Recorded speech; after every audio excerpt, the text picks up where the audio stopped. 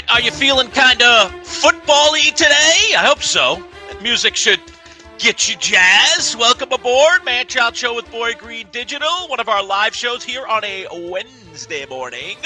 Good morning, everybody. Don't forget to like us and follow us, or subscribe to us, I should say, on our YouTube channel at MC Show Digital. Today's broadcast brought to you by our friends at, yes, right here on my shirt, if I can find the right way to point, Bayberry Automotive. Integrity and everything right across the street from the Bayberry Plaza in Liverpool. Go see our friends at Bayberry Auto today. Everybody needs a good mechanic. Why not have one that's honest and believes in integrity? That's our friends at Bayberry Automotive. Ooh, we got a good show for you today. Training camp is underway. Press conferences are happening, and the Dallas Cowboys are making some noise. We're going to get into that for sure. We've got holdouts.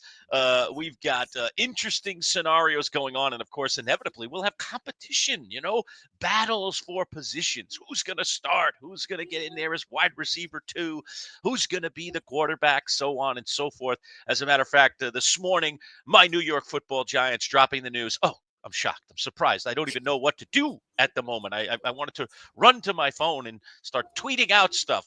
And that is that the starting quarterback has been announced for the Giants, and it will be Russell Wilson. So Jackson Dart is going to sit. He is going to wait. So just a little, we all knew it, but here's the big breaking news kind of thing. Boy Green, good morning. Yeah. How are you, buddy? I'm doing great, and thank you for that. I was on the edge of my seat. Yes, so I'm glad we finally have that. It's almost answer. Like fall backwards out of your chair kind of thing, right? Yeah. When you said they've announced the starting quarterback, I was like, famous Jameis Winston, Jackson Dart, Russell Wilson. By God, could it have been Tommy DeVito? So I was on the edge of my seat, Lerch. So thank you for cracking that code. And yeah, baby, I just heard the first Aaron Glenn press conference. It happened an hour ago. So yeah, we're off to the races, baby. We're off to the races. Hey, before we get into football, just a little side thing. So I'm drinking a little drink here today. You can see it here. It's from my friends at Dunkin'. All right, they're not a sponsor. But is that a new sponsor? No, they're not. But maybe we should reach out to Dunkin'. That'd be nice. Sure. Get ourselves a national sponsor here. Nice. So it got me thinking. Do you recognize this at all, by the way? Aside from it being Dunkin' Donuts, what the drink might actually be? Is it like a dragon fruit refresher? No, it's not a dragon fruit refresher, but it is a refresher of sorts. Oh, okay. It is called the pink drink, right? Or the pink refresher, okay? And I don't know. Actually, former intern Brian had mentioned it on our Pittsburgh trip, that it was kind of his go-to drink. And I was like, pink drink? I don't know about that, right? And then I, was like, I was at Dunkin' one day. I didn't feel like what I normally have. And I was just like, all right, Brian says the pink drink's pretty good.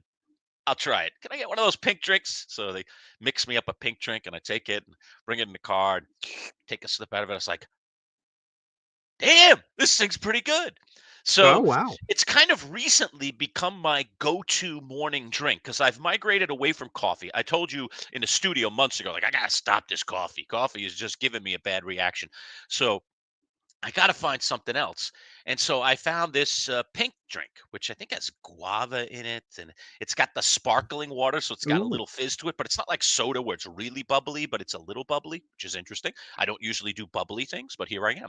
And it just made me raise the question. And Boy Green, I know you're probably this is probably a dumb question to ask you. Oh, there it is. Yeah, it's a dumb question to ask you. I was going to say, what is your go-to drink? I mean, even in the morning, is it Mountain Dew? And there you are, slugging your usual Mountain Dew.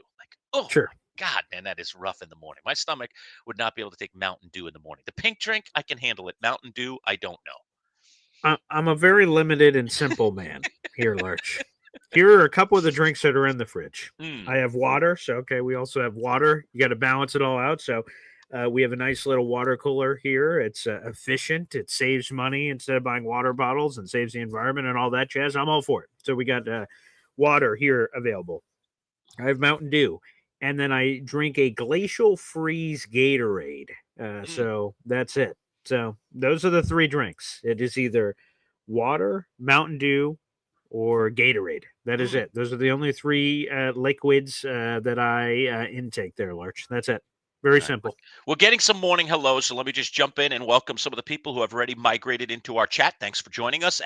Big Al joining us. He said Jello, fellas, although I think he meant to say hello. But I liked it Or better maybe as it's a Jello. soft J, Lurch. Just It could leave be a it. Like, soft J. I like Jello, fellas. Jello, fellas. Sure. Jello. Yeah, It's like it's a going to catch side on. saying. Yeah. Jamie, the FedEx guy, we'll see a lot of him over the years here, Oh, folks. boy. That's Hi, for guys. sure. It's me again. Go Bears. Oh, Lord. Let's get There you that go. off the Nice. screen. Yeah, All right. Bears. And Hep is back in today. Hello, Hep. Saying hello, What's up, Hep? fellers. I like it, fellers. So, yeah, modify the spellings. Be a little fun. We like that kind of stuff. So, yeah. Well, I'll tell you this. I don't know when it's happening, Lurch. That'll be up to you to discuss whenever we're opening up the phone lines in the future, or how we do it, or when we do it. Yeah. When Hep eventually calls in, he is a "Hey fellers" guy. He Okay. says that every time. That is his greeting of choice. So I respect it. Okay. And Hep jumping in here again. He says, "Hey, Lurch. Hey, by the way, my name is Lerch, not Lurch. You can mess up with spelling with other things, but people's names, don't mess with people's names, Hep. It's not good. That's not I good. heard that can cause Right? a lot of issues, Lurch. That can cause a lot of issues with people. Yeah, I've been down that road, haven't I, Paul? We won't share that story on the air I today. may know a story. Yeah, we may know a story or two. But I was looking up Jets memorabilia in the upstate area. We're up here in the central New York. Look, they call us upstate. This is called central New York, where we are. Central New York, not upstate. Because if you talk to a New Yorker, you say upstate. Upstate's like Westchester, Rockland counties, right? You talk to somebody in those places, and upstate is like Albany and Schenectady. And then it's very, New York's wacky as terms That is a of good what's point. upstate and downstate. Yes. When people ask me where I'm from, I'm pretty sure I don't say central New York. I definitely say upstate. So, like, I'm butchering Do you it too, really? apparently. Okay. Yeah. I don't. I would say Syracuse, or I would say Central New York. But he said on Facebook Marketplace, there are a lot of Giant stuff there as well. Yes, Hep, you should know Central New York, where Paul and I are broadcasting from. Central New York, or the greater Syracuse area, I would say the fan base here is about 50% Bills and 50% Giants. And there have been polls done over the years as to which team is better. You'd think it would be the Bills, because the Bills are in proximity, much closer. But sure, like an hour Basically and a half away at St. John 2 hours. Fisher. 2 Right? hours. It's not an hour and a half. About 2 to 2 hours and No, 15 it's minutes. St. John Fisher. Oh, St. John Fisher, right. Where they do the training camp. Correct. Where the stadium is, though, it's about 2 hours from Syracuse to get to Buffalo. Maybe a little more than 2 hours. To get to New York or to the Meadowlands, Giants, and where the Giants and Jets play, it's about 4 plus, so For sure. double the drive. So you would think that the migration would be a little bit, and there are plenty of rabid Bills fans in Central New York, but there are really a lot of Giant fans as well. And we do even see a smattering of Jets fans up here. So it's definitely a New York state of mind, dare I say, to quote Billy Joel. But nonetheless, it is definitely a Giants Bills world. And us Giant fans would argue, it's Giants, the Giants, 51-49 Giants, but the Bills fans would argue the other way. So there you go, a little bit on the fandom in there. Al, would you stop? I don't even want to pop this up. Where did the Cowboys land on the poll? Yeah, they didn't. Okay, we tried not to. All right, we tried not to put the Cowboys on the poll. I know Al's a diehard Cowboys fan. Oh, we're going to have that rub all season long now, aren't we? All right. So, look, I do want to get into the NFL stuff, and we will start, dare I say, Al, with your Cowboys, who are making some noise, dare I say. Boy Green, tell folks what's going on. I'll let you explain. Then we're going to listen to some sound, and then we're going to talk all about it. Yeah, I mean, let's just put it bluntly. I have no idea what the hell the Dallas Cowboys are doing, and I'm sure that's not the first time Big Al has ever heard that as a Dallas Cowboys fan in our audience. Micah Parsons is looking for a new deal. Jerry Jones and Micah Parsons had a handshake agreement back in March that Mike would be the highest paid non-quarterback in the NFL. But that field goal post has moved several times. Jamar Chase, we've had TJ Watt, we've had Myles Garrett, we've had a lot of guys sort of happening, yet the deal isn't getting done. And at the most basic level, after Micah Parsons and Jerry Jones had that handshake agreement, Micah said, okay, all you have to do, Jerry and Steven, his son, is talk to my agent, David Mulgalletta. Talk to him and let's bang this out. And Jerry and Steven have refused to talk to the agent because they want to just do it the old school way. Jerry Jones, it's me. Let's get rid of the middleman. Hand-to-hand combat. Let's figure this out. And Parsons, rightfully so, has hired an agent to help him through this process. And of course, that's smart advice to have someone that has the battle scars to work his way through it. It's one of the biggest agencies, Athletes First, on the planet. So makes a lot of sense. It's caused a lot of issues. And now we're here on July 23rd, and training camp is going on in Oxnard. Oxnard for the Dallas Cowboys. And Micah Parsons is present, but it sounds like there could be like a hold-in situation where he doesn't practice and things of that nature. And it's led to a lot of drama. So let's go through all the layers of drama here, Lerch. First off, I'll throw this screenshot up because Jerry Jones really stirred the waters here, Lerch. He does this like massive intro training camp press conference every year. And in his press conference, he randomly took shots at Micah Parsons and even Dak Prescott, his quarterback, about paying people and them not being available. Dak Prescott, I think, only appeared in 8 games last season. Micah Parsons missed 4 games last season due to injury. And he's like, sometimes when you pay guys guaranteed money, they don't show up for you. And J.J. Watt, the future Pro Football Hall of Famer, tweeted out in response to the viral Jerry Jones clip. He said, quote, as you guys can see on the screen, anytime you can publicly take a dig at your star quarterback and your star pass rusher simultaneously right before the season begins, you just got to take it.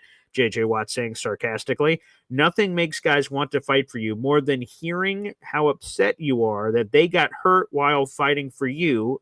You'll notice at the top there, if you zoom in, Micah Parsons reposted that. That's currently on his Twitter, taking a shot at Jerry Jones. So, Lerch, to start it off, this is where it's all started here, and then it sort of spins off into everything else here. You're on mute, Lerch.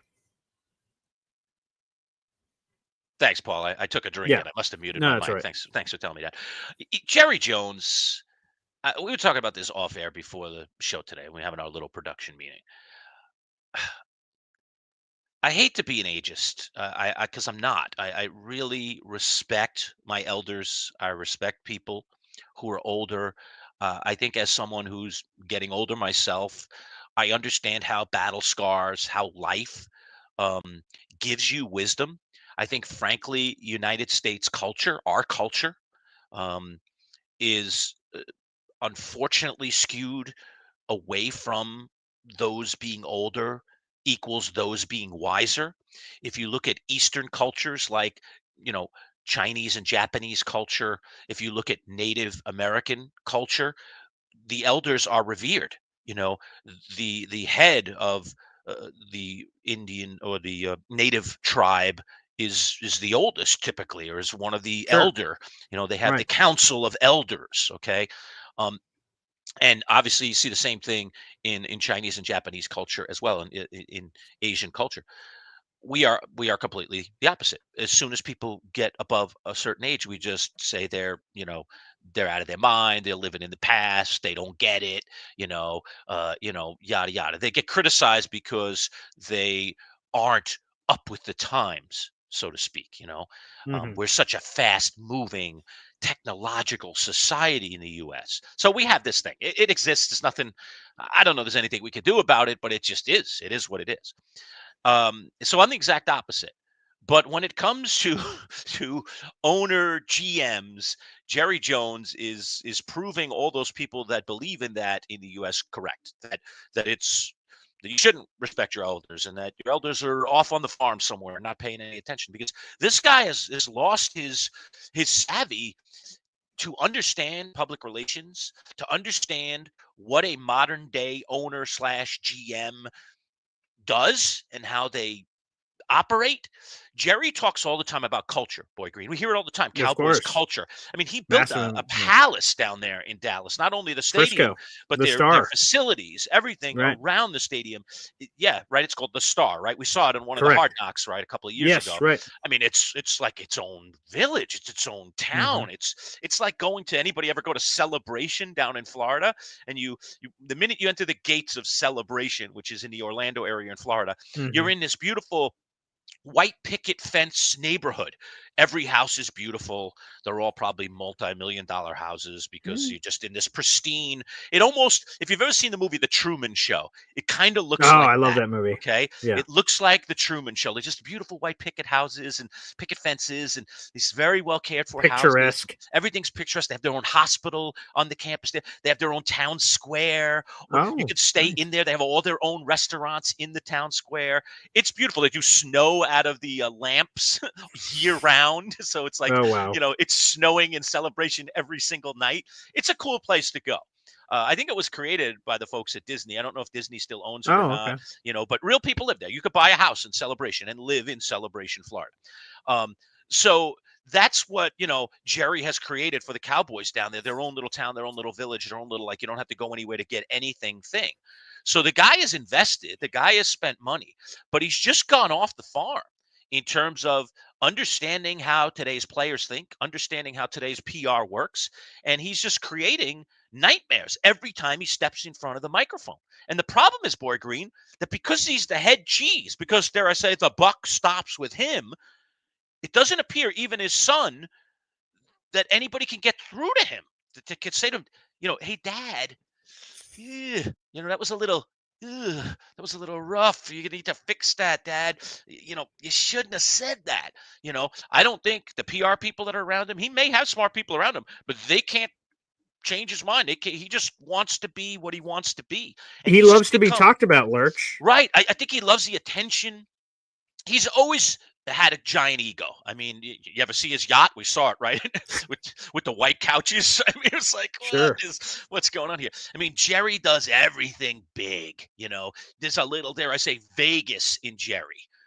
But what he's doing now, this is in his prime star player that every team would want on their roster. I would die to have him on the Giants. I've complained forever that we could have actually drafted him and he would have never had to deal with all this Jerry Jones nonsense. So the fact that he's in any way alienating this particular guy is it's cringeworthy. It's just cringeworthy, Boy Green. There's no other way to describe it. Jerry's just gone off the reservation. So without further ado, let's play some of the footage. Micah Parsons was not scheduled to have a press conference, but he decided to have one anyway, impromptu, with the media he saw over there, and said, I'm sure they'll be interested in what I have to say. And they were, for those curious. And here we go. Let's go to this footage. This is from Micah Parsons at his impromptu press conference yesterday there in Oxnard. Here we go. Let me make sure I have this on the screen. Okay, one moment here. Here we go. This is, again, Micah Parsons speaking with the media. Here we go. How would you characterize how close you are to getting something done?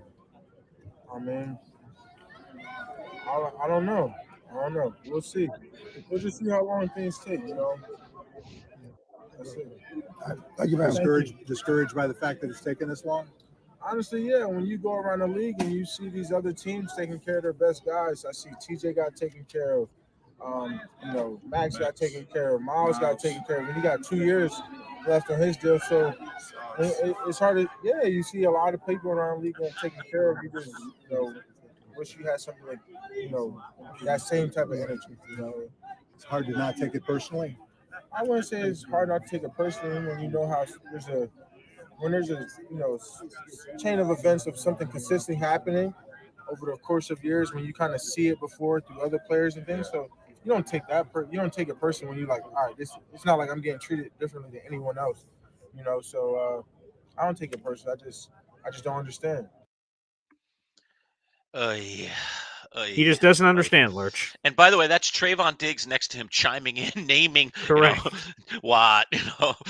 the guys that have recently been paid because they're franchise pieces to their respective teams. Why aren't you taking that? And by the way, Trayvon Diggs has been paid, okay? He has. And probably Dak Prescott, if he was standing next to him, would be saying the same thing, and he has been paid.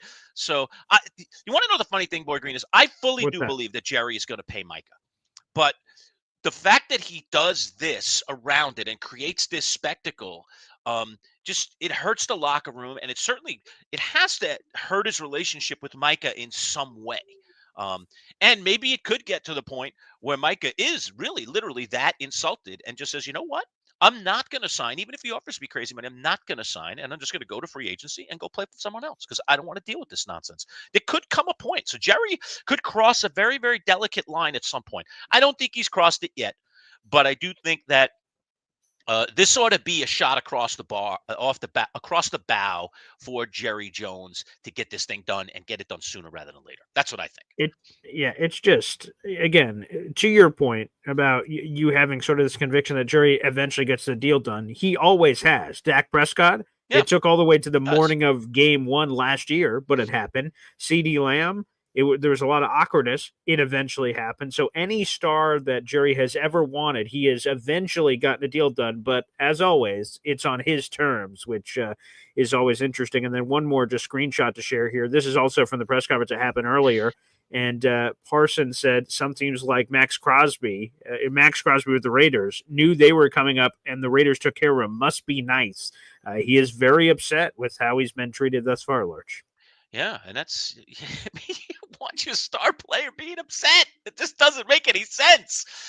Well, nothing makes sense. He's Nothing 26. He plays a premium position. He's been a superstar Hall of Fame level player early on in his career. What reason is there not to pay him outside of the very small and, to me, lazy criticism? Oh, he podcasts too much. Hey, if he delivers like that on the field, he can podcast as much as the hell he wants to, as far as I'm concerned. Bad show punching this in. I want to let you take a whack at this one, yes. Green. What do you think about Brian Schottenheimer? He thinks he's going to be a good coach. Wish he wasn't in Dallas.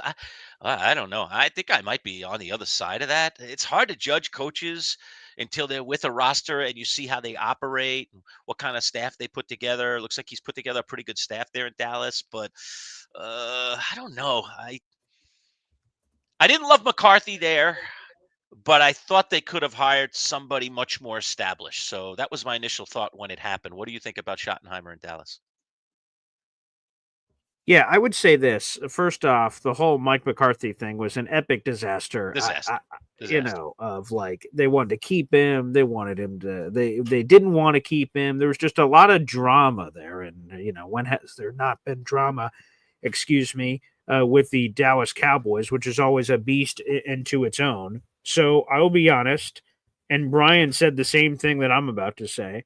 I thought the window sort of passed for Brian Schottenheimer to be a head coach at the NFL level. Me too. He had moments where he was the hot young kid in town. Badshaw, of course, is a Jets fan, so he knows that Brian Schottenheimer obviously cut his teeth here as an offensive coordinator under the Rex Ryan years and with the Rex Ryan teams coming up here. So he knows Brian Schottenheimer had his opportunities, but it sort of seemed like it passed. Like, in the NFL, there was a wave of time where you were the hot thing. Ben Johnson was just the hot thing. Schottenheimer for a time. And this was dating back, oh, good Lord, 12 years ago when he was the quote-unquote hot thing. And his father, of course, is a famous coach, Marty Schottenheimer, God rest his soul. And he's a legendary coach in his own right. So that name value can keep you in the league forever. And obviously, he's been in a lot of different places. He's been able to carve it all out. The Jets and Cowboys play week 5. We'll be at that game. Badshaw will be at that game to see Brian Schottenheimer. I like Brian Schottenheimer, the guy, the person, the family man. I just don't know to the point of like the Dallas Cowboys pressure. Like, hey, if you could be a head coach anywhere, you're a head coach anywhere. And Dallas is special. To be the head coach of Dallas Cowboys is iconic. But boy, I thought for sure the Cowboys were going to, if you were going to move on from Mike McCarthy and not give him the things that he wanted, I thought you would have went at Deion Sanders. I thought there would have been a splash. Big splash, You know, early in the 2000s, they went after Bill Parcells out of retirement. That was a big splash back in the day over 20 years ago, and that made a lot of sense. I thought they would have done that with Deion Sanders, had the Cowboys connection, it has been a raving success in college football. So Brian Schottenheimer surprised me. I think it surprised a lot of people in Dallas. Like, oh my goodness, this is where they're going to go. But Brian Schottenheimer has a great chance here. He's an offensive whiz. Dak Prescott's got a good roster. Got a very good roster. A very good roster. Hey, it's a quarterback-driven league, and when Dak Prescott has been healthy, the Cowboys have made the playoffs. So they're like an 11-plus win obviously team when he's in the lineup for a full season. You can't debate that. The Cowboys have been a good regular season team with a healthy Dak, period. Yeah, very, very clearly. And they've been a really good drafting team. They've drafted a lot of their homegrown talent. C.D. Lamb is terrific, obviously. Micah Parsons is really good. And they got Trayvon Diggs. They have all these players all over the roster that are incredibly talented. So I think if Dak Prescott's healthy, I think Brian Schottenheimer is going to have a really good first season with the Cowboys, and we'll see where it goes beyond that. But I like Brian Schottenheimer a lot, and we'll sort of see what he is. He's going to be one of the most fascinating storylines in the NFL, Lerch, because if the Cowboys are a disaster, that's delicious, and I imagine that's going to be content on this show. If he's terrific, of course the Dallas Cowboys are going to be in the news for them being terrific and them taking them to another level. So, yeah, I like Brian Schottenheimer a lot. What do you make of Brian Schotty? I was shocked when they made the hire. Shocked. can't believe that Jerry Jones, who clearly loves to make a splash even when it's in the wrong direction, went for essentially, you've heard me use this term before, a scoop of vanilla ice cream. This Right. is vanilla ice cream. This is a guy that I'm not saying that Brian Schottenheimer doesn't have great football knowledge. That Brian Sure. Schottenheimer, I mean, the guy, it's in his veins. I mean, his dad was in the game forever. He grew up in that environment. There's no question he has football in his veins. But the Dallas Cowboys are a different animal. And then you have to deal with Jerry and how Jerry wants to be the mouthpiece. Now, Schottenheimer, maybe just like McCarthy, it doesn't feel to me, you might know him a little better than me, Boy Green, but it doesn't feel to me like he's I want to get in front of the microphone kind of guy. He is not So, that kind of guy. I think that would have been one of the real challenges with Dion, because Dion likes to front himself. Dion doesn't need Jerry to be his front man. And maybe that's why that was destined not to come together. It's because Jerry knows if Dion comes in, Dion's talking for Dion. Dion doesn't want Jerry talking for Dion. And you could see possibly the head, the clashing banging. of that, for sure. And I just don't. So Schottenheimer's very, to me, like similar to McCarthy. He'll just, okay, I'll just coach the team over here. Just, Jerry says what Jerry's saying. I'm not going to worry about it, but let me coach the team. That's what it feels like to me. But it was just not a sexy hire. That's really what I can say about it. Proof is in the pudding. I want to see how he coaches this team before I make any judgments about what kind of coach he is for the Cowboys. But I did not like the hire. I did not think it was a sexy hire. I thought it was a scoop of vanilla ice cream. Yeah, and we'll see where it all goes. Here's the problem. Dallas is built to win now. Brian Schottenheimer is inevitably going to go through rookie head coach struggles as he's figuring this out, doing the head coaching thing for the first time ever. Now, again, he had a firsthand look at his dad and Mike McCarthy, successful coaches that he was on the staff for or around, so he sort of knows what it's supposed to look like. So we'll see if he can translate that. But, he's going to have to get the accelerant very quickly. This is not a rebuild. This is not, hey, you get time to learn on the job. He has to learn immediately, and so that's a lot of inherent pressure. Well, there's always a lot of Cowboy fans out there, and one of them is your father. There he is, jumping in. No way. Cowboys should hire, I think that meant to say hire Dion, period. Yeah. So your dad is not a Dion guy. That's a little surprising to me. And his follow-up comment on that is he's not a proven coach at any level.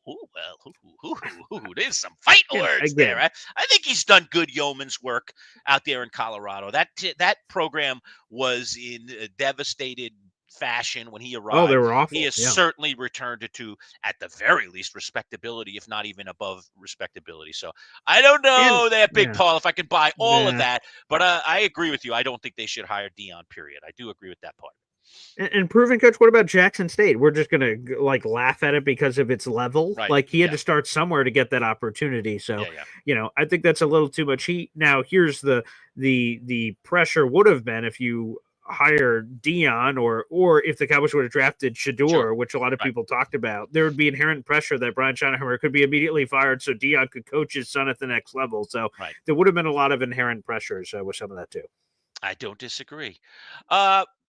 Today's broadcast brought to you by our friends at Bayberry Automotive, integrity in everything. I also saw a post, Boy Green. I guess we could get to it later, unless you want to address it now. I know we're in the middle of football talk here, but when one of our lovely sponsors literally jumps in and offers a thought, I think we should, give him the stage, dare I say. And Sean Hines, a wonderful guy, is the owner of Play It Again Sports. They're one of our primary sponsors, and he's a guy that's looking at your Red Sox, wondering what they might do as we're approaching the trade deadline here. Is there a piece that the Sox could go out to compete for a World Series? And by the way, Sean, thanks for tuning in to our live show today.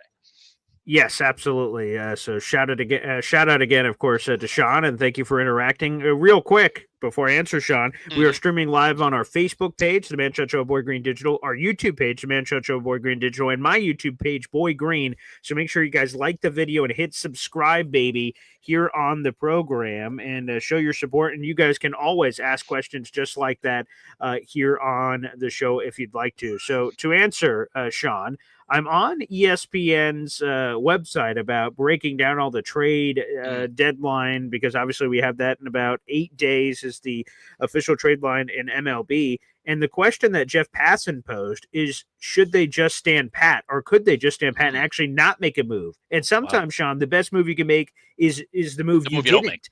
Yeah, 100%. So that could be here. What Jeff Passan says is the biggest need is for their best asset. He has listed in here as Jaron Duran as their best asset. He said their best fit would be Joe Ryan. So I guess if you're looking for a name, I guess Joe Ryan would be the name there, Sean.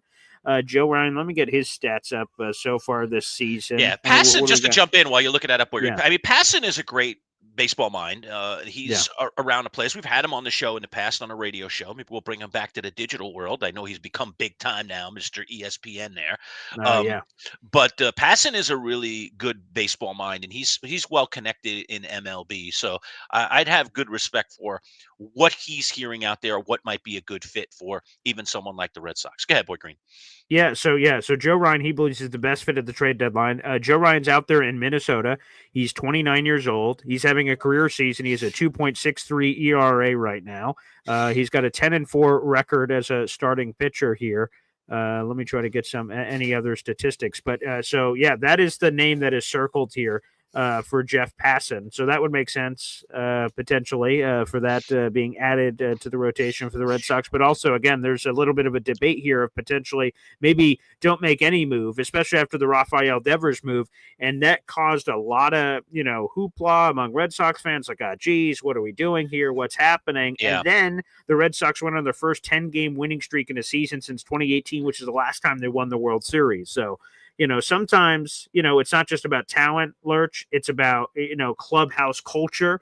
And Rafael Devers with some of the stuff we saw in there, that caused a lot of beef. And I don't know if you saw this, Lerch, speaking of Rafael Devers. So he didn't want to stay with the Red Sox because of the whole debate over the first base thing. know.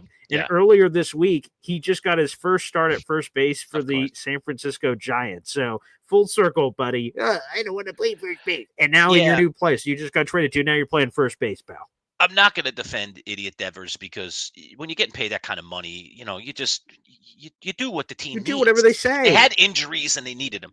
His claim, from how I understand it, goes all the way back to training camp, or spring training, I should say, not training camp, right? Baseball, it's spring training, where they told him that he was going to be the DH this year, and that he got ready to be the DH, and now all of a sudden someone goes down. They say, "Hey, we need you at first." What do you mean? I'm the DH. That's what you told me. That's what I've prepared for. What do you expect me to, adapt on the fly here? I mean, you only pay me tens of millions of dollars. Why the heck would I do that? So I just don't buy the whole Rafael Devers mantra. I mean, team player is team player. You can't say you're a team player and then not do what the team is trying to, asking you to do when it would help the team. Now, maybe he was, I don't know, maybe if I want to take his side of the argument, which I really don't, but I'll take his side of the argument for a minute and say, yeah, but I don't want to go out there and embarrass myself at first base because I haven't taken ground balls in spring training and I didn't get myself ready to play first base. All right, well, take a few now. I mean, do the extra work now and do your best to get ready, and if it goes wrong, and if you just screw up at first base, you have the defense of, these guys put me out there at first. I haven't played first in ages. You got to blame it essentially on management for sticking you out there. So I think either way, there's an out for you. And if you do it successfully, then you're a hero. So I just don't get it. I don't know why he went down that road. But anyway. Yeah, that's the thing that I don't understand about it, because here's the thing. If Rafael Devers had not received his big deal yet, that I could understand if I don't want to look like an idiot, and then that could affect my market value or money or anything coming in. He had the money. Okay, if you look like an idiot, okay, I'm looking like an idiot for $300 million.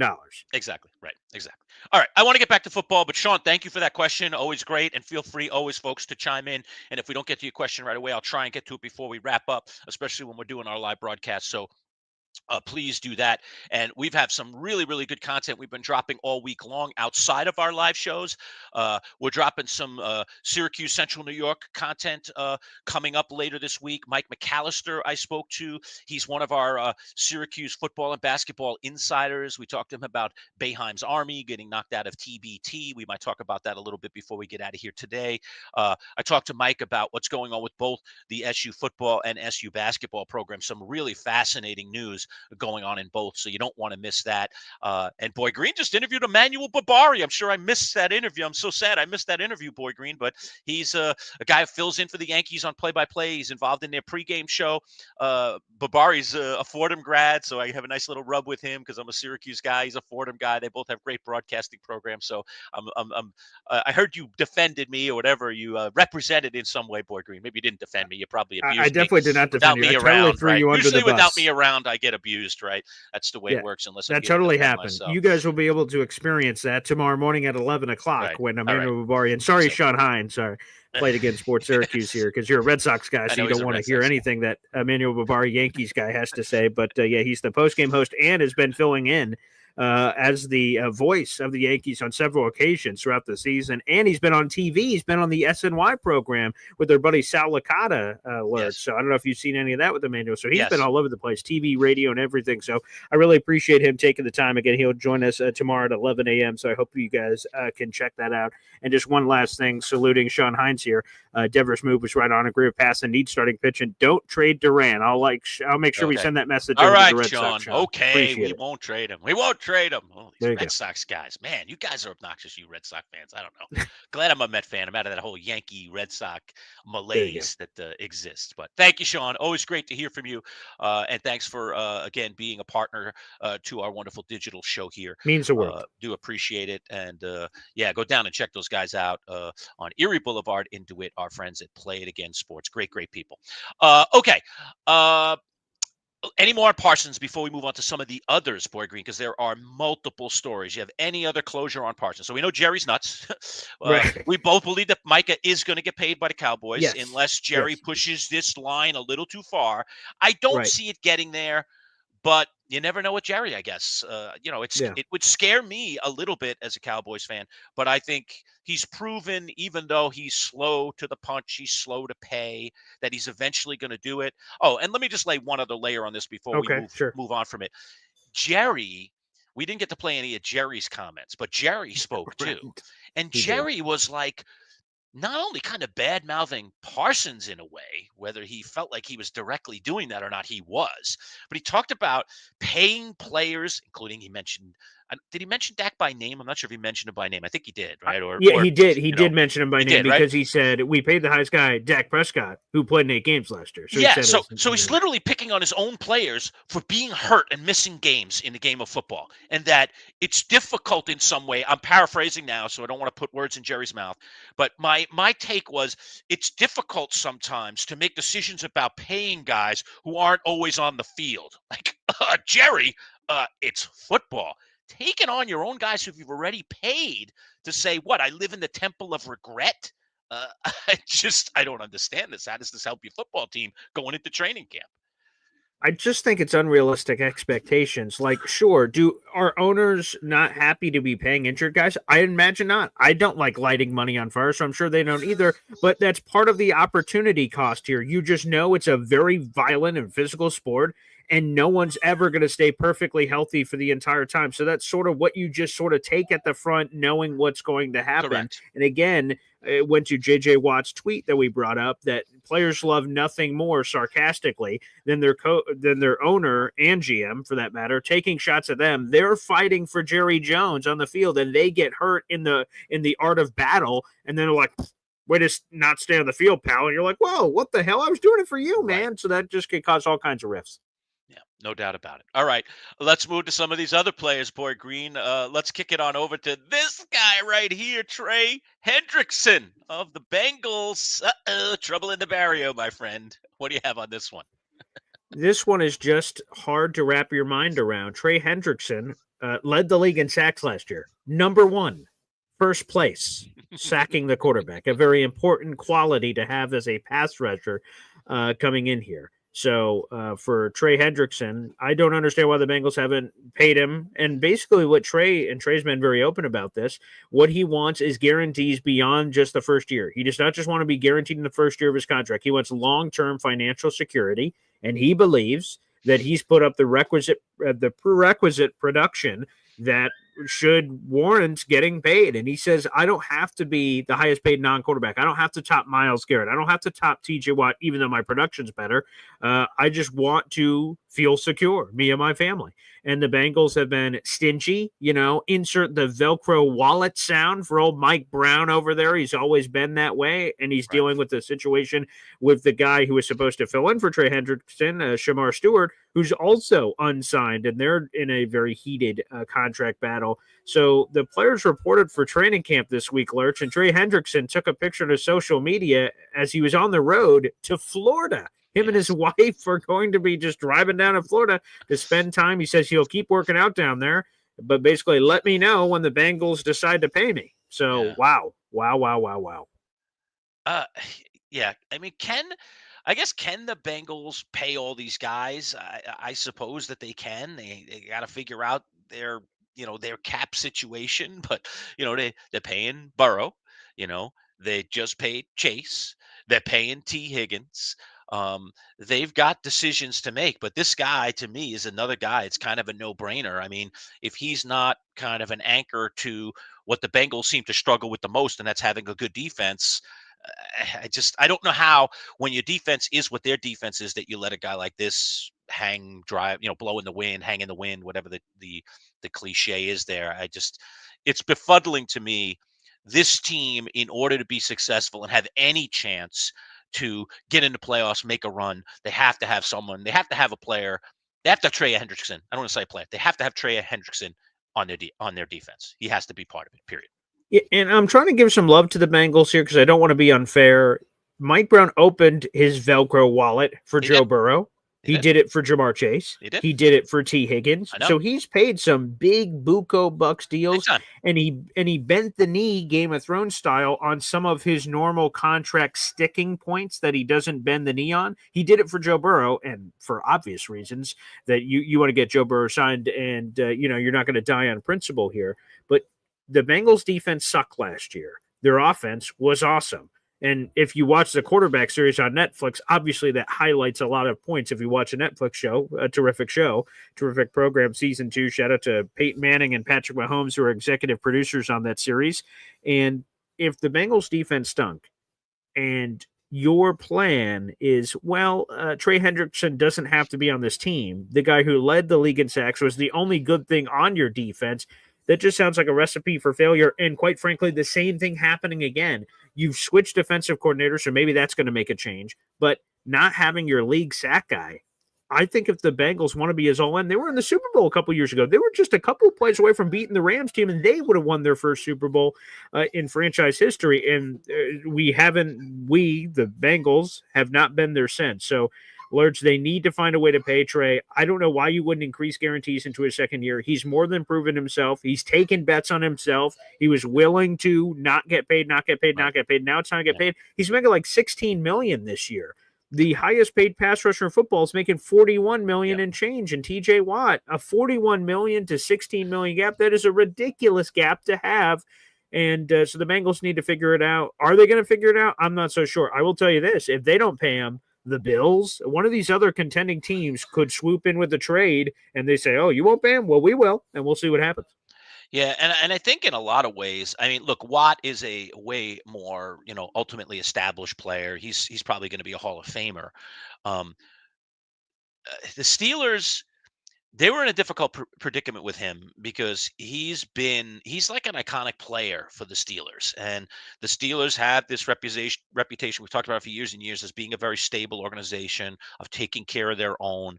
And I think that they're signing, TJ Watt to this extension is a much greater risk than I think the Bengals, moving forward this guy, even though Hendrickson is not the player that Watt is ultimately, or at least certainly not at this point.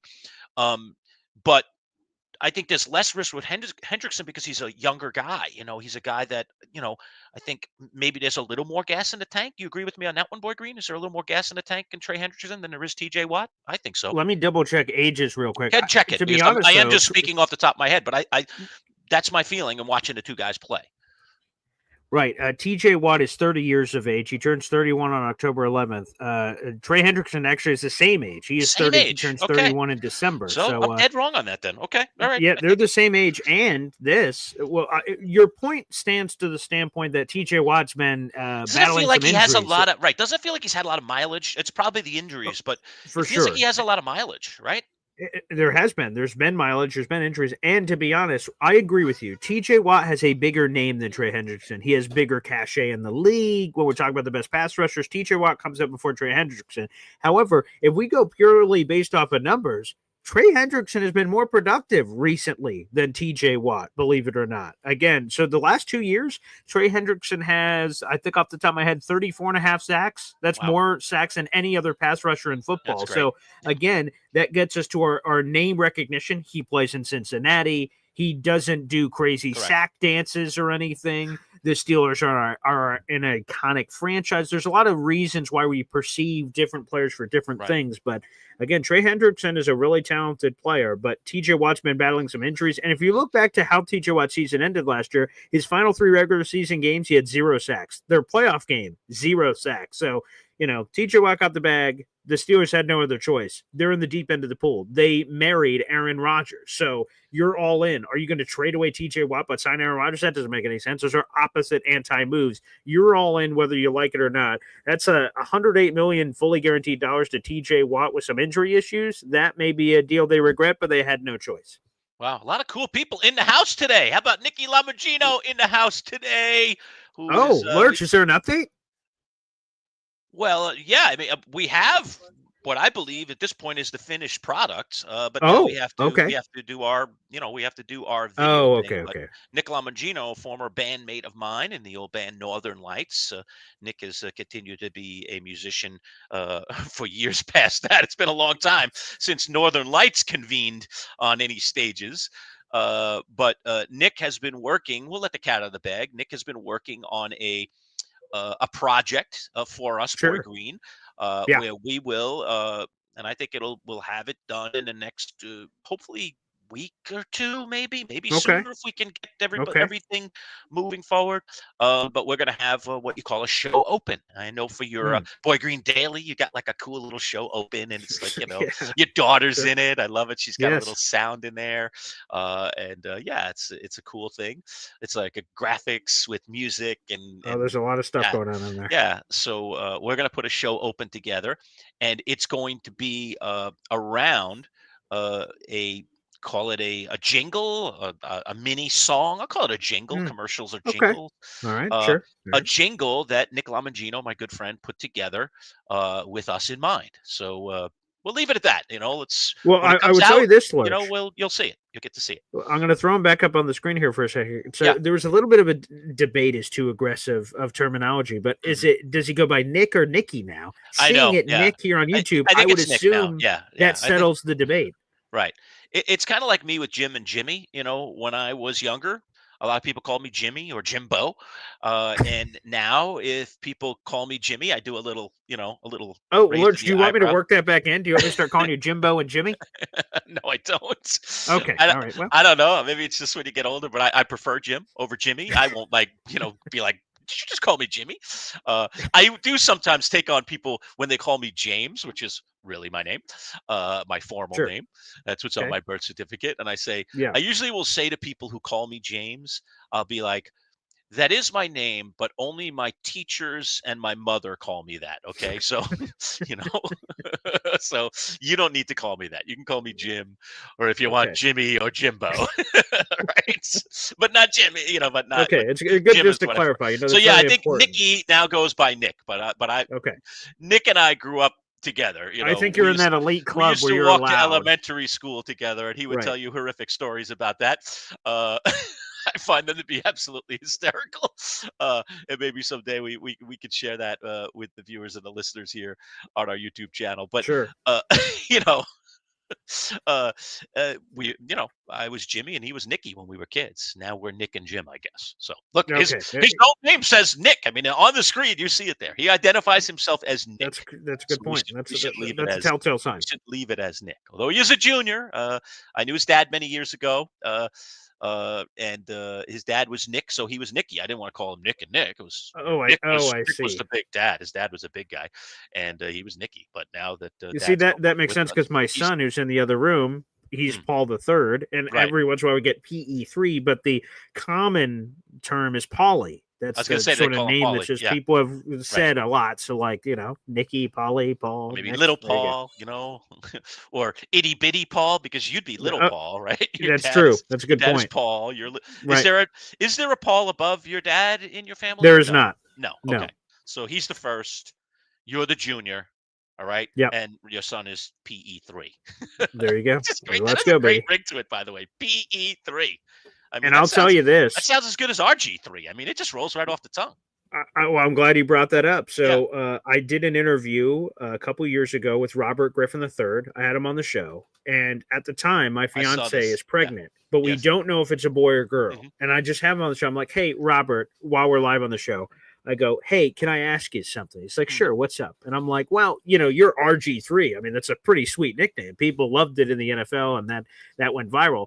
I said, if I ever had a son, we don't know. My fiance's pregnant. We'll see what happens. I said, can you give me the stamp of approval or the thumbs down, like gladiator style, and just say, sorry, no, I don't give you the approval. If I have a son, is it cool if I call him PE3? You're sort of the gatekeeper, it seems, on these sort of nicknames. Yeah. And he went, absolutely. PE3, I'm all for it. Go for and it. Eventually, obviously, we find out the gender reveal that it ends up being a boy. So I have that video forever saved on my YouTube biggest interviews playlist. And we have RG3 given the stamp of approval for PE3. Hopefully he sees that one day and it's like, whoa, that's pretty cool. And so that nickname's been approved. All right, fair enough. Today's broadcast, by the way, brought to you by our friends at Bayberry Automotive, integrity in everything. Our friends at Bayberry. Let's just take 30 seconds and learn a little bit more about our friends. Integrity is a word that some people just throw around in life. But at Bayberry Automotive, integrity is everything. Integrity of their mechanics, who are all experienced and certified. Integrity in the work they perform, with nothing but 5-star reviews from satisfied customers on Google. Integrity that goes along with family, a family-run business that treats you like one of their own. Integrity in everything. Bayberry Automotive. BayberryAutomotive.com. Located on Route 57 across from Bayberry Plaza, the premier choice for auto repair in Liverpool. Yeah, and I got to get me one of those Lambos there out in front of That's Bayberry. what I was just going to say, Lerch, because we have Nicky Lamangino, we have Paulie, my son, and I want Lamborghini. That's what I want to be riding. So we need to put in a good word there with Bayberry. By the way, Nick Lamangino has a T-Tops Camaro that he's had. It's a 1980. He told me, I was just in his car when I was down in New York a couple of weeks ago. Oh, God, I hope I have it right. I think it's a 1986. All right. Okay. It's got like 30,000 total miles on it or something. Just my insane. God. Yeah, it's like he stores it in his garage. He takes it to classic car shows and stuff. It's very that's very, cool. very cool. And just looking at all the old technology and the knobs and everything in there, I'm like, oh my God, I feel like I'm back, in the 80s.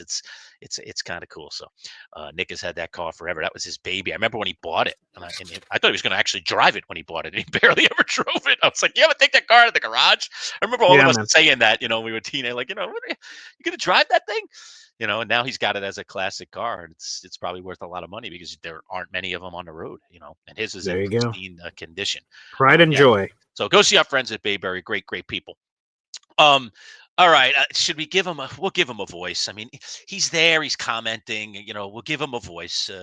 Your dad is he's a Cowboy fan, as we. Oh boy, yeah, he's getting aggressive. Right, so, all right, let's address him. All right. Okay. I'll get after him if you want. Okay. So, so let's just start from the top here because there's a bunch of them I got to throw up here. All right. Sure. So, first thing he goes after me as a Met fan. He says, "I'm happy. I'm a Mets fan." That could be the first time anyone ever said that. Well, you know what? PE1, okay? Let me say this to you, PE1, okay? Some of us don't have to be front runners in order to love our team. I offer you your son, okay, and all of his lovely Jet people, who I love, by the way. I love. Just because I'm not a Jets fan doesn't mean I can't love you people. I love you because you root for a team that has had its struggles, that only has one championship. And when you get that next one, and you will get that next one, I believe in your lifetime, okay? Yes. You're going to celebrate that like it's 1999, as Prince once said. All right? That's it, baby. So I love fan bases like that, and the Mets are kind of one of those fan bases too. And, I'm a diehard Knick fan, and we're like that too. No championships since 1973, so on and on it goes. So those kinds of things are good. You don't always have to be a front runner fan. You don't always have to be a Yankee guy. You don't have to be a Cowboys guy. You don't have to always be a front guy. Sometimes it's actually better not to be. And then when you get that championship, you own it, you treasure it, you never forget the year it happened, so on and That's so true. forth. So that's number one. All right, now, here we go after that. Second, I think you gentlemen are missing Jerry's point. Back to Jerry Jones here again. I think he was saying he's worried about having too much money tied to a player, knowing they could get hurt and they are not on the field. You I want am to comment so on this one? glad. Go ahead. Yes. Yeah. I'm so glad you said this because I'm not missing the point. That is the point. Here's the thing I don't understand. I can walk out this door and get struck by a meteor. Of course. Anything can happen. I could get hit by a car, drive into the radio station tonight for the Syracuse Mets game. Someone can, when I'm at a red light, they can pull over and do a drive-by and shoot me and kill me.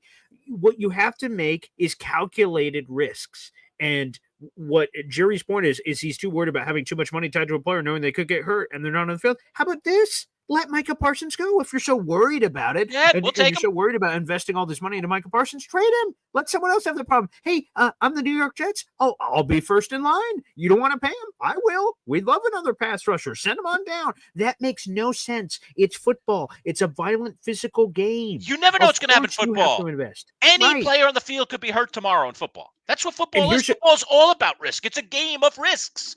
Here you go. Let's go to this, right? So the Jets signed C.J. Mosley back in 2019 to an $85 million deal. C.J. Mosley had never missed a game in his entire career to that point. He was drafted in 2014, a first-round draft choice. Jets signed him like, oh, wow, we got this great guy. You want to know what happened in his first year with the Jets on his $85 million deal? He appeared in parts of 2 games. He missed the entire rest of the season because of injuries. He never had an injury. He had no sign, no nothing that he was hurt.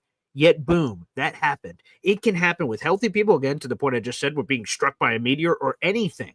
You just have to pick the players that you believe in, their mentality, their everything. And again, Parsons seems to check all those boxes. He has crazy production. He's been a good teammate in the locker room. He's done everything the right way. And if Jerry's worried about paying him, there are 31 other teams in the National Football League that have no issues paying him. I just don't understand that take. So I'm not sure what we didn't get about the Jerry take initially.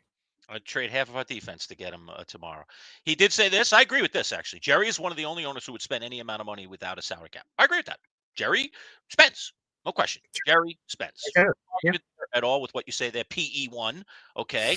But he goes on to say, I'm willing to call Jerry out for many things, but in my opinion, this is taken out of context. Don't really know how it's taken out of context. I don't know if I buy that one. Jerry could also be setting up not paying Micah. Okay, hey. PE1, you want to pass on Micah and hand him off to the Giants or the Jets or any other team that could use somebody that could rush the passer like that? We'll take him. And then the ultimate insult, and I've insulted myself on this, so this is like really salt into the wounds. By the way, didn't the Giants pass on drafting Micah? Yes, we did. And much to my chagrin. I've talked about this forever. Oh, God. You're never going to live that one down. I won't. Yeah. It's just, it is what it is. It is what it is. But thank you for bringing that up. Okay. I feel better now. Okay, there's another guy we want to talk about too. That is we haven't seen him in training camp because he's not attending either, and that's this guy, Terry McLaurin. Should the Commanders get him paid and get him into camp? Boy Green. This is just another thing I don't understand. Dallas, pay Micah Parsons. What are we talking about here? He's so awesome. Let's go to Washington. Terry McLaurin has played with the dumpster fire list of crappy quarterbacks for all the 12 different names his franchise has been called. Redskins, football team, Commanders, whoever the hell you are. You need to pay Scary Terry. You finally have a quarterback. Jaden Daniels, he was awesome last year. NFC Championship game, and it was all the crazy. And one of the main beneficiaries of Jaden Daniels being awesome was Terry McLaurin. He's like, holy crap, I finally have a quarterback. This is the greatest day of all time. And now Terry's like, yeah, I saw Garrett Wilson got paid. Some of these other guys getting paid. Yeah, I'd like my money, please. And they're like, no, okay. This is the first time the new ownership group, Lerch, Josh Harris and company, right, buys Washington. They're the heroes. Dan Snyder sucks. Ooh, Josh Harris, he's the champion. We all love him. Now, this is the first real controversy, adversity, whatever you want to call it here, with Terry McLaurin. Pay Terry. What are we talking about? He has been a stalwart for your franchise. He's an incredibly productive player on the field. He directly benefits your quarterback, Jaden Daniels, being around him. So this one makes no sense. I don't know why they haven't paid him. And here's the thing. If I'm Terry McLaurin, the thing I'm pissed off about, They just traded for Deebo Samuel earlier this offseason. Deebo Samuel's making more money than Terry McLaurin. How the hell does that make any sense? A mercenary comes in making more money than me. I've been here the entire time. You're going to pay him more with this trade with San Francisco? Squeeze me? You better pay me. So I think that could cause all kinds of locker room issues. I don't understand that one at all. Washington is screwing the pooch here. Yeah. I guess McLaurin has reached that magic 30. I don't know. I mean, is that the age for receivers these days, Boy Green? I would think. I don't know if I feel that way for receivers, but I understand the age thing, and they're going to give him this 3 or 4 year deal of crazy money. But hey, it is what it is. When you're next up in line, right? Garrett Wilson, he's the 5th highest paid receiver in football right now. Is he the 5th best receiver in football? I would say not. As a matter of fact, I don't think he's anywhere close to being the 5th best receiver. He has to prove himself. Correct. So it could be. It's not always commensurate to where you are in the league. Sometimes you're just next up. You're the next highly thought of wide receiver to be paid. The market bears what the market bears, and that's the price. So either you pay it or trade him and someone else will. There again, same thing with Micah Parsons in a different way because Micah's more valuable, but there would be teams lining up the wazoo to pay Terry McLaurin a lot of money and trade for him. So again, to watch it, if you don't want to pay him, someone else certainly will. And Washington, Washington's really, they're in an interesting place. I mean, if their quarterback performs as good, if not better, this coming year than he did last year. And I know we saw some regression in C.J. Stroud, in year 2. I'd like to see him bounce back here. Washington is definitely in a window where they could contend for a Super Bowl ring. They could win the whole thing. It's not unfathomable. Watch what they did last year. Watch how they performed in the playoffs. They have something right now.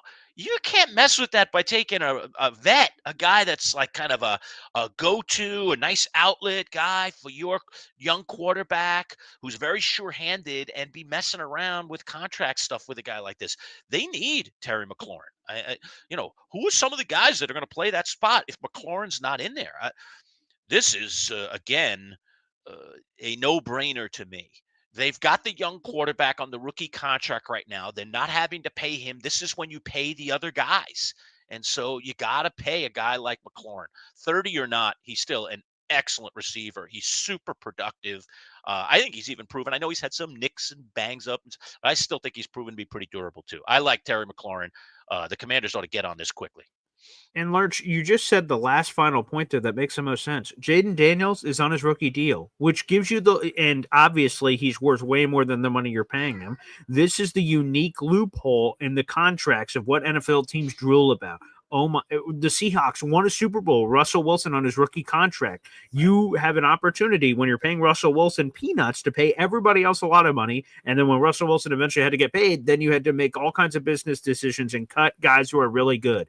You're Washington. You're paying Jaden Daniels relative peanuts for what he's bringing you to the table. Now is the perfect and only time to pay Terry McLaurin, sign him for 2 or 3 years, and when you have to pay Jaden in 2 or 3 more years, then we can figure it out then. It seems quite frankly, everything lines up perfectly. You can pay Terry and tie it directly to when you have to pay Jaden Daniels, which, by the way, would be after the 2026 season. That is the earliest you could pay Jaden, so that's 2 seasons from now. What are we talking about here? Yeah, I almost I don't agree with either situation, but I almost understand the Bengals situation better considering what they've just shelled out than I do the Commanders who are not in the same predicament. Sometimes you're in a predicament. Sometimes you're not. The Commanders are not in a predicament. Their biggest predicament is, do we have enough to get to the Super Bowl, and not mess up that roster by just saying, he's 30 now, and how much more do we want to extend this guy? Just pay and move on, because we say it time and time again, Boy Green, and it's just proving to be true every single year.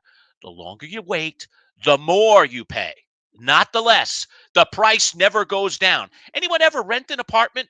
I want any of you that ever rented an apartment, including some of you that have or live in apartments these days, okay, to tell me the last time your landlord came knocking on your door, okay, and said, hey, Paulie boy, you've been such a good tenant.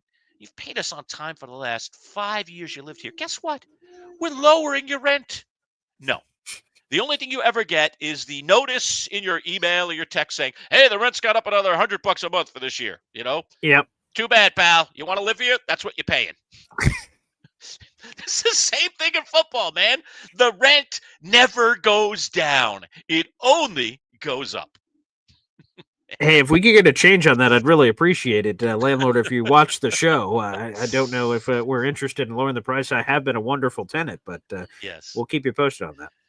Oh boy, oh boy, oh boy, oh boy. Oh, Jamie's getting after me on the Cowboys deal. Here, all right, let me throw this up Oh, here. boy. Jamie, the FedEx guy, jumping in. Manchild, you hate the Commanders. They made you have to That's dress true. up in Cowboys gear on draft night. He's talking about our fantasy draft. Folks, to put it all on the table, for those of you that don't Yes. know, we have 4 fantasy leagues associated with the show. Yep. The Champs League, the top league, the Chumps League, which you drop down Mhm. to if you're in the bottom 3 of the Champs League every year, okay? The Triple C League and the Quad Cities League. We now have 4 leagues. They're all 12-team leagues. Fantastic. Yep. As a matter of fact, we're going to talk fantasy football this coming Friday with our Correct. fantasy And insider every from Friday. RotoWire, Joe Bartle. And by the way, that's going to be a pop-up live show for us Friday at 10:30. So we will be live again with you this week, Friday at 10:30, talking all things fantasy football. That's all we do at Joe. We just talk fantasy football and other hijinks, of course. Jamie, the FedEx guy, a.k.a. Jamie O'Hara, you see there on your screen, had a bet with me in last year's, was the playoffs, Divisional right? round. It was the divisional round, and it was the Lions against the Commanders. And Yes. he said on the air to me that he believed that the Commanders are going to win, and he didn't even want the points. He would just take the Commanders straight up. And I was like, I'll take that bet. I'll take that bet. And then we were trying to decide what the bet was going to be. And he knows I hate the Cowboys. He knows I'm a diehard Giants fan. So he said, well, if I win, I want my end of the bet to be you have to come to the fantasy draft dressed in Cowboys gear. And Yeah, we do a live fantasy I did draft lose every that year. Yes. bet.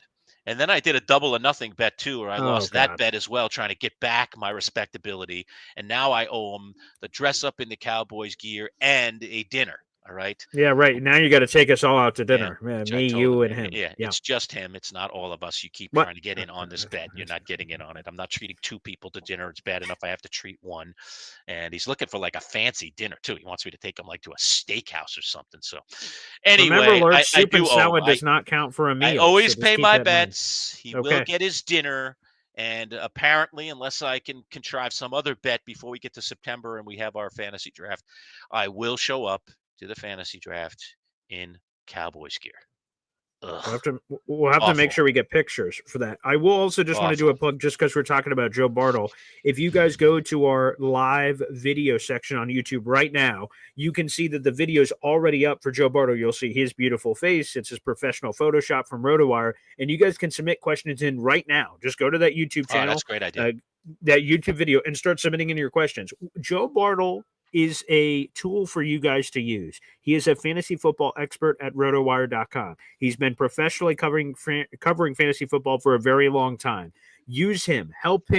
Use him to help you with your fantasy drafts. If you have fantasy questions, start and sit. Joe Bartle will be joining us this Friday and every Friday moving forward at 10:30 in the morning for your weekly fantasy football questions. We'll be asking him fantasy football questions. He's a part of our Champs Fantasy Football League, so we'll be doing another live draft this year on the Friday of Labor Day weekend, which is one of the final days of the month of August. So, guys, make sure you do that this week and every week moving forward. Work it into your normal rotation. You guys can always ask questions live on the show, but it's even better now that it's on your mind. You can go submit those questions in advance and then rewatch the interview. They're immediately live as a replay option if you can't join us live on Friday. So great chance, great opportunity. Hopefully you guys take advantage of it.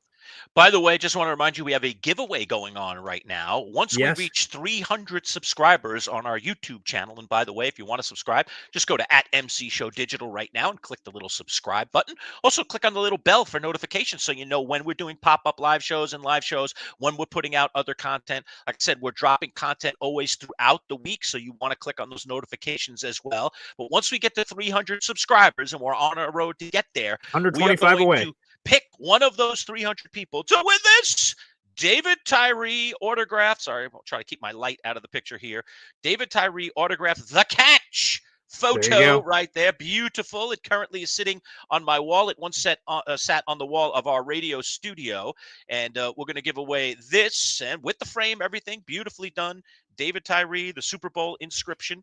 We're going to give that away once we get to 300 subscribers. And then we're going to continue giving away stuff from our studio walls. So you essentially can own a piece of history. We have some Jim Boeheim full size wall posters that we're going to give away. They're actually made of vinyl, so they're not paper. They're really, really nice, that you can hang somewhere of your preference, maybe in your man cave or something. One of them is actually autographed to my old partner, Bud Poliquin.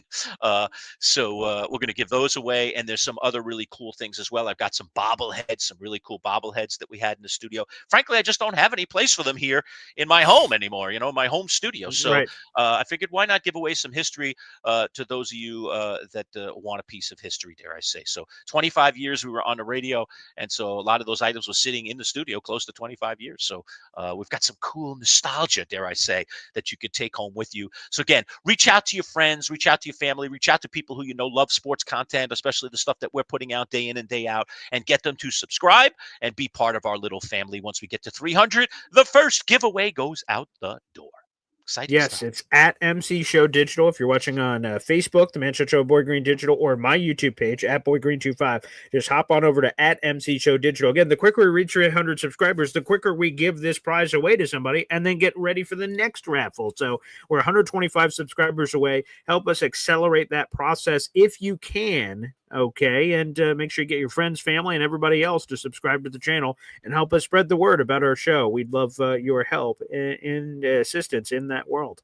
All right, a couple more items for today's show, Boy Green. I did want to mention this. This was interesting. So I just saw it this morning. We all know that Bill Belichick left the NFL to go coach in college at North Carolina. That surprised a lot of people when that went down a number of months back. And we just learned this morning that North Carolina football has sold out the entire 2025 season. So Bill Belichick, whether you believe he's going to do a great job or not, whether you believe that program's going to rise back to greatness under him, yada, yada, can he coach college kids? Can he go back into that, test tube and make it work? Well, the one thing that has happened for North Carolina is they've sold a bunch of tickets, and I'm sure they're selling plenty of merch because of Bill Belichick. So even if it's just, dare I say, some form of a publicity stunt, if that's all it ends up being in the end, North Carolina will have made some bucks out of it. I'd say that. What are your thoughts on that, Boy Green? Selling out for UNC football this season. Yeah, and we won't get to see the sold out nature of North Carolina, but we'll get to see it on our end. They're coming here to Central New York to the JMA Dome. That's correct. Bill Belichick is going to be in coach Syracuse, of North Carolina, New York. in Syracuse. That is so weird. Yeah, and it looks like that's going to be on Halloween night. It's Halloween. So there you go. Spooky. Bill Belichick will be here in town. It's just bizarre seeing him in a cutoff North Carolina hoodie. I imagine I'll go to that game either to cover it or as a fan. Why not? Try to see what the hell is going on. It's sort of crazy. I don't know if you mentioned a PR stunt for North Carolina. It helps. They sold their season tickets, their individual game tickets. All of it is all sold out. So that worked out for them. Is this a ploy by Bill Belichick to eventually launch himself back quickly to the NFL? His buyout numbers decrease as the years of this contract go on. Is he really this college guy he portrayed himself to be in his introductory press conference, championing his father at Navy and everywhere else, that he said this was always my calling to come back here, even though everyone else doesn't think so because of NIL and all the craziness? Coaches are running away from this, and I'm running toward it. It doesn't seem to make sense. So it's going to be a fascinating watch, Lerch. Again, sort of the same way as I mentioned about the Dallas Cowboys earlier. If it's an epic disaster, it's wildly entertaining. So if Bill Belichick implodes at North Carolina, that's only going to feed the animals that say that Tom Brady made Bill Belichick and not the other way around. And if he's a rousing success, that could open up more doorways for NFL coach to go, wait a second, look what Bill Belichick's doing. Maybe I need to dip my toe in that water, and maybe we have a reverse pipeline, because normally, Lerch, we talk about the pipeline of college coaches to the NFL, not NFL coaches to college. So maybe something totally new could happen here. It could be crazy. Yeah, this is a good one. We didn't get a chance to mention Ozzy Osbourne, the rocker extraordinaire, original member of Black Sabbath. Of course. Passed away yesterday. Ozzy just recently did a concert. The farewell tour 2 weeks ago. Yeah. And isn't that interesting? Did he know that he was going to go, and did he do this farewell? Did Ozzy essentially perform at his own funeral? I mean, that's like, there's kind of a karma to that. Like, he might have just said, let me go out and do a couple of shows here, before I go. and let that be a celebration of my life. So fascinating stuff. But Johnny Boy, who always has good questions, asks favorite Ozzy song and Black Sabbath song, and which song is the perfect song to run through a wall before a game. Is he asking for an Ozzy song there? I guess so. So we'll answer with Ozzy, and Ozzy. All right. Favorite Black Sabbath song. There are a lot of them. But I'm just going to go with the one that I played for years and years and years in the band, and that's Paranoid. That is just a great song, and a quintessential Black Sabbath song.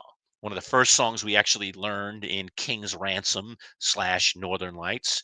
Played it for many, many years, so it's a song I'm very familiar with. So I would go with Paranoid on the Black Sabbath side, even though they have other cool songs. Iron Man, one of my favorite songs, really weird song that Black Sabbath put out some cool, like, psychedelic stuff. Favorite Ozzy song. I don't know if this would play with a lot of people in terms of their favorite Ozzy song, but I have just always loved Crazy Train. I just like the rhythm of that song. I like that Ozzy, dare I say, that was a little more commercial for Ozzy. But I love it. I love the sounds in that song. So I'd have to say Crazy Train. And that would probably be my perfect song to run through a wall before a game. If I were going to pick an Ozzy song, is Crazy Train. I kind of dig that song. That would get me pumped up before a game. So I'll go Crazy Train, Paranoid is my 3. Okay, I would say this. First off, just on a Crazy Train note, I used to be a Syracuse football season ticket holder with my dad, and before every Syracuse game, they played Crazy Train. That was the go-to song for kickoff. So, obviously that was very football related. And Crazy Train would make a lot of sense to pick the Ozzy song of the favorite, but Mama, I'm Coming Home. And if you listen back to and Ozzy sung that as part of this farewell, again, maybe, funeral singing song, like the way he sounded, obviously, because, Ozzy's been dealing with some medical issues the last couple of years, but I don't know. It's sort of like the vinyl conversation, I guess, Lerch, that, like, there are digital sound right now that is crisp and perfect, and there's no imperfections. It just sounds like that. To be honest, I prefer the imperfections. The imperfections is what makes it perfect. So I love a vinyl where we get a little bit of a skip. I love that as, Ozzy's belting out Mama, I'm Coming Home, that it's not perfect, but it's Ozzy. And that's even more emotional, that he is doing everything in his power to deliver the song to the best of his ability. So Mama, I'm Coming Home is the one that rings true. And obviously there's ties to Crazy Train. I'd probably jump on you with Paranoid, but there's so many great Black Sabbath songs, so you can go in a million different directions. Of course. Yeah. That'd be up there too. That's some really good, really good. Thanks for mentioning that, Johnny Boy. Thanks, Johnny. I might have forgotten to mention the Ozzy thing, but yeah, I wasn't shocked. I mean, Ozzy. I remember seeing Ozzy like 15 years ago when he was doing that TV show. He was doing that reality TV show. I was like, this guy doesn't look healthy. Oh, the Osbournes! What a great show with his family. It was a good show. His son was very good on that show. Sharon, obviously, his wife, right? His wife was interesting on that show. His daughter was interesting on that. He was. What a show! Ozzy is a family guy. Like, it was so crazy outside the box that you just had to watch. It was, it was one of those, like, I gotta watch this. This is and never understanding what he was saying and different. I'm leaning in like, what's going on here? Oh yeah, it was great stuff. I think the Ozzy reality show and the Gene Simmons reality show, all right, two different guys, obviously, were both fascinating to me, because to see these guys who are rock icons actually have kids and wives and have a family life. They're more than the character they portray. Right? Yes, right. So you get to kind of see a little bit about who they really are, and I kind of appreciated that. And Ozzy was so wacky, so kind of kooky. He was such a kooky human being. But you know what? If you've ever met, artists in your life, whether it's music artists, painting artists, artists of any sort, those that write in the artsy world, they all have they're unique, they don't have kind of normal home lives, or if they do, you feel like it's so kind of strange in a way. That's the nature of artsy people. So I love that. I love seeing stuff that's different sometimes. And so reality TV, it's so much of it is, much of the same. So, I think that's part of the deal.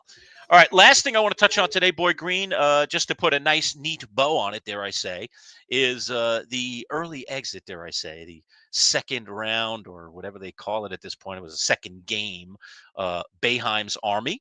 the team of primarily Syracuse basketball alum playing in TBT, the basketball tournament, for $1 million, and they get knocked out. I guess I will have to say, embarrassingly, by a team called We Are D3. Embarrassing. Now, I did talk to Mike McAllister, and you'll see it in our interview, which we're releasing later this week, about this We Are D3 team. And I said, I asked Mike the question, should this be humiliating, dare I say, that a team comprised mostly of former D1 players, some of whom have gone on to the pros, to lose to a team that was billed as primarily D3 players? Now, Mike did defend that cause a little bit in saying that while many of the players that are on We Are D3 started in D3, many of them ascended to greater programs and did even play Division I basketball. So maybe it's not quite as humiliating as it felt. I guess. One guy dropped 36 points on him. That's always embarrassing. And so Boeheim's Army, unfortunately, a team that looked like it had actually a very good roster this season and could go deep in the tournament. They last won it in 2021. Does not. So disappointing, and certainly for Boeheim's Army.